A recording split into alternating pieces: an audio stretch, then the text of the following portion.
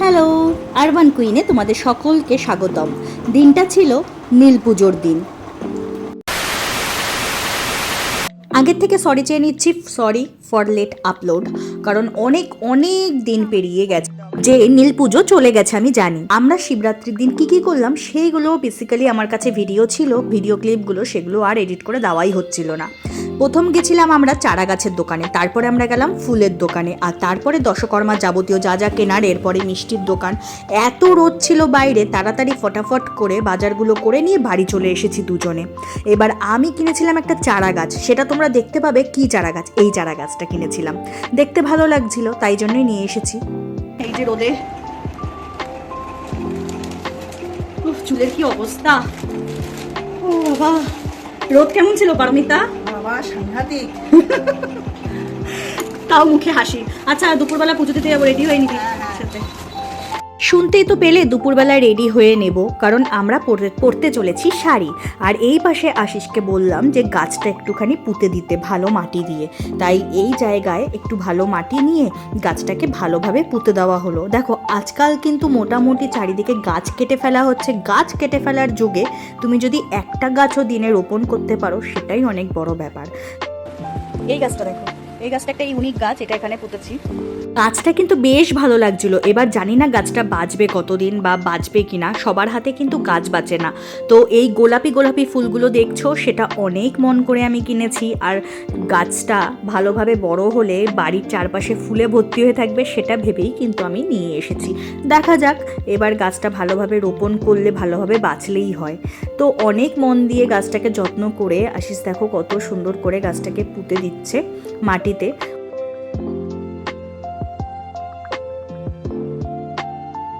Finally আমরা দুজন ready হয়ে গেছি শাড়ি পরে। পারমিতা আমাকে হেল্প করেছে রেডি হওয়ার জন্য, আর সব কিছু গুছিয়েও দিয়েছে। আমরা এবার ফাইনালি বেরিয়ে পড়েছি। ঘরের পুজো দেওয়াটা মাস্ট, ঘরের পুজো আমার দেওয়া হয়ে গিয়েছিল। এরপর টুকটুক পায়ে চললাম আমরা দুজনে। আমার কিন্তু আলতা পরতে ভালোই লাগে, আলতা পরলে পায়ের সৌন্দর্য আরও দ্বিগুণ বেড়ে যায়। তো তারপর আমরা, রাস্তা প্রচুর গরম ছিল, তাও আমরা কষ্ট করে, শিব যেহেতু পুজো একটা করব নীল পুজোর দিন শিবকে, তাই আমরা অনেক কষ্ট করেই যাচ্ছি। তাতে কি হয়েছে, সমস্ত রোদ উপেক্ষা করে নিয়ে যাচ্ছি। আর পারমিতার অনেক দিনের শখ যে ও আমার সাথে ভিডিওতে থাকবে, তাই ওর শখ পূরণ করার জন্য আজকে আমি এই ভিডিওটা বানাচ্ছি। তো দেখতেই পাচ্ছ অনেক লাইন, মন্দিরে গিয়েও দেখলাম। তো সেখানেও আমাদের দাঁড়িয়ে থাকতে হয় রোদের মধ্যে, গরমে। তাই আমাদের কোনো কাজ ছিল না বলে গরমের মধ্যে ভিডিও ক্লিপ বানিয়ে নিলাম। ফাইনালি আমাদের পুজো দেওয়া হয়ে গেছে, আমরা এখন বাড়ির দিকে ফিরছি। আর পারমিতা নাকি এখনও খাবার খাবে না, ও নাকি সন্ধ্যেবেলায় খাবার খাবে। পারমিতা, তোর অনেক জোশ, তুই খা। ও জল খাবে, এখন শুধু জল খেয়ে থাকবে। আর ঘড়ির কাটায় 4টে দেখতেই পেয়েছো। মা বানিয়েছে বেলের শরবত, যেটা আমি এখন খাবো, ভাত খাবো না, তো সেই জন্য এই বেলের শরবতটা খাচ্ছি। খুব সুন্দর বানিয়েছে, তোমাদেরকে একটু দেখাই। দেখো কি সুন্দর বেলের শরবত বানিয়েছে, আর মায়ের হাতের বানানো তো আরো বেশি ভালো লাগছে। সত্যি হেল্পিং হ্যান্ড লাগে। আমরা যতই বলি যে আমরা সিঙ্গল লাইফ বিলং করবো, অ্যাকচুয়ালি আমরা মায়ের ওপর কিন্তু ভীষণ ডিপেন্ডেবল, তাই তো? মা যদি না থাকে বা মাথার উপর যদি কোনো বড়রা না থাকে, তাহলে সত্যি হয় না। এত কিছু পুজো দিয়ে এসে শরীর পুরো ছেড়ে দিয়েছে, ক্লান্ত, আবার ভাতও খেতে পারবো না, তাই জন্য এই এখন বেলের শরবত খাচ্ছি।